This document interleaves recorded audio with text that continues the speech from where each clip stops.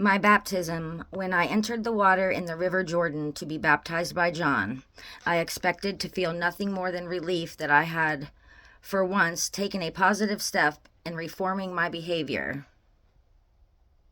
So this here is Jesus talking about the day that he went down to the river and had John the Baptist baptize him, and what happened after that.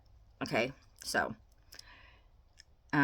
for once, I had taken a positive step in reforming my behavior. I expected to feel a new determination to go home and astonish my mother and neighbors with my new kindly attitudes towards them. But what really happened when John baptized me was an experience completely different to anything I had ever thought possible. I felt a great wave of tremendous energy surged through my body. I was literally stunned by it. As I staggered out of the water, I felt myself elevated in consciousness in a most extraordinary way. A great inflow of glowing happiness uplifted me to a state of ecstasy.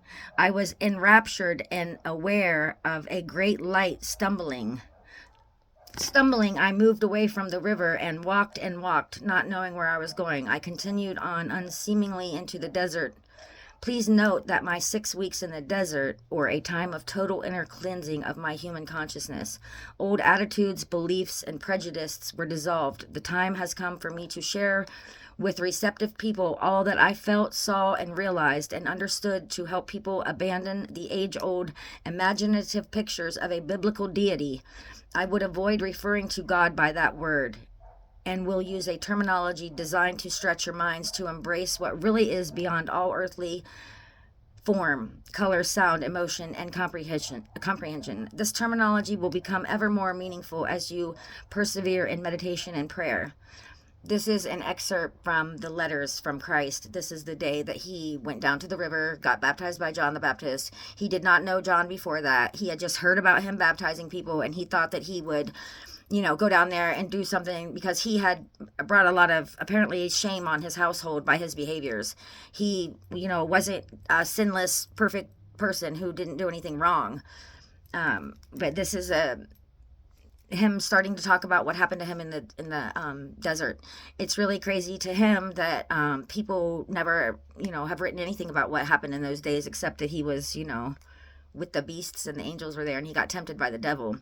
But what really happened was that he had his whole consciousness, let me see what it says right here, dissolved all of the dogma and all the things that he had been brought up around, because his mother was a staunch Jewish woman who believed in the Jewish traditions and everything else, and Jesus couldn't bring himself to honor those beliefs with her, and it caused a lot of things to go in their household that people looked down on his family because of it.